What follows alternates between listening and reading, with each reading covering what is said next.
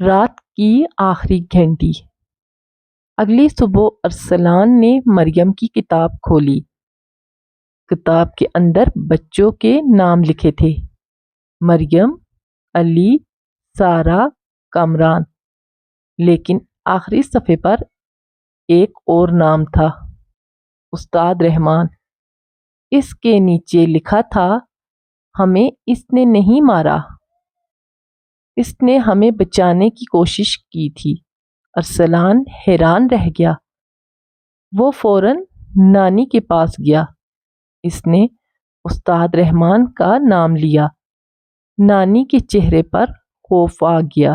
انہوں نے کہا، رحمان استاد تو اسی رات غائب ہو گئے تھے۔ ارسلان نے پوچھا، کیا ان کی لاش ملی تھی؟ نانی نے کہا، نہیں۔ ارسلان نے کتاب نانی کو دکھائی۔ نانی کی آنکھوں میں آنسو آ گئے۔ انہوں نے کہا، ہم سب نے غلط سمجھا تھا۔ ارسلان نے پوچھا، کیا؟ نانی نے بتایا کہ 15 سال پہلے گاؤں میں ایک بوڑھا شخص رہتا تھا۔ وہ بچوں کو عجیب کہانیاں سناتا تھا۔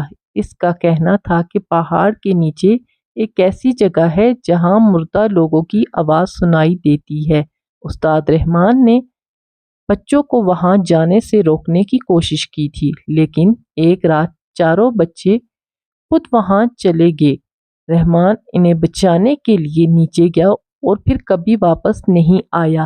اصل میں استاد بچوں کو مارنے نہیں گیا تھا، وہ انہیں بچانے گیا تھا۔ مریم کی آخری تحریر نے سب کچھ واضح کر دیا تھا۔ وہ چاروں بچے کسی شیطانی چیز کے ساتھ نہیں تھے۔ وہ استاد رحمان کے ساتھ مل کر اس جگہ کو بند کرنے کی کوشش کر رہے تھے، لیکن وہ کامیاب نہیں ہوئے، اور اسی وجہ سے ہر چند سال بعد گھنٹی دوبارہ بجتی تھی۔ ارسلان نے فیصلہ کیا، اس زیر زمین جگہ کو ہمیشہ کے لیے بند کرنا ہوگا۔ وہ گاؤں کے چند لوگوں کے ساتھ دوبارہ اسکول گیا۔ انہوں نے زمین کھودی۔ اسکول کے نیچے واقعی ایک پرانا کمرہ موجود تھا۔ کمرے میں بچوں کی 4 چھوٹی کرسیاں تھیں اور 5ویں کرسی استاد کے لیے۔ لوگوں نے وہاں مریم اور باقی بچوں کی یاد میں چراغ جلائے، اور پھر اسکول کو مکمل طور پر گرا دیا گیا، زمین کو بند کر دیا گیا۔ گاؤں والوں نے سوچا کہ اب سب کچھ ختم ہو گیا ہے، لیکن اسی رات ارسلان کو اپنے کمرے میں مریم کی کتاب دوبارہ ملی۔ حالانکہ وہ کتاب اس نے اپنے صندوق میں بند کر دی تھی۔ کتاب خود بخود کھلی ہوئی تھی۔ آخری صفحے پر ایک نیا جملہ لکھا تھا: 4 چلے گئے ہیں، 5واں ابھی باقی ہے۔ ارسلان کئی دن تک خوف میں رہا۔ اس نے کتاب کسی کو نہیں دکھائی۔ وہ سوچتا رہا کہ 5واں کون ہے۔ ایک رات تقریباً 12 بجے اسے پھر وہی گھنٹی سنائی دی۔ ٹن! اس نے کھڑکی کی طرف دیکھا۔ دور جہاں کبھی اسکول ہوا کرتا تھا، وہاں ایک چھوٹی سی روشنی نظر آ رہی تھی۔ ارسلان نے اپنی آنکھیں ملی، روشنی غائب ہو گئی۔ پھر کسی بچے کی آواز آئی، ارسلان بھائی۔ اس نے دروازہ نہیں کھولا۔ آواز دوبارہ آئی، ارسلان بھائی، باہر آؤ۔ اس نے کان بند کر لیے۔ پھر ایک عورت کی آواز آئی، تم نے وعدہ کیا تھا کہ سب کو آزاد کرو گے۔ ارسلان نے فوراً مریم کی کتاب اٹھائی۔ کتاب کے صفحات خود بخود پلٹنے لگے۔ ایک نئے صفحے پر لکھا تھا: 5واں بچہ وہ نہیں جسے تم ڈھونڈ رہے ہو۔ ارسلان نے اگلی لائن پڑھی: 5واں بچہ وہ ہے جو گھنٹی کی آواز سن کر دروازہ کھولے گا۔ اسی وقت دروازے پر دستک ہوئی، ٹک ٹک ٹک۔ ارسلان نے سانس روک لی۔ دستک دوبارہ ہوئی۔ پھر ایک بچے کی آواز آئی، میں اکیلا ہوں۔ ارسلان نے آنکھیں بند کر لیں۔ اسے مریم کی بات یاد آئی، گھنٹی بجنے کے بعد دروازہ مت کھولنا۔ وہ خاموش رہا۔ کچھ دیر بعد دستک بند ہو گئی۔ صبح ہوئی، سب کچھ معمول کے مطابق تھا۔ ارسلان نے دروازہ کھولا۔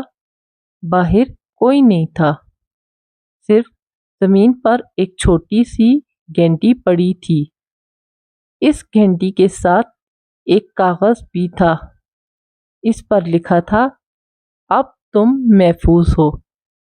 ارسلان نے سکون کا سانس لیا، لیکن جیسے ہی وہ واپس کمرے میں گیا، اس نے دیکھا کہ اس کی دیوار پر 4 بچوں کی تصویریں بنی ہوئی تھیں۔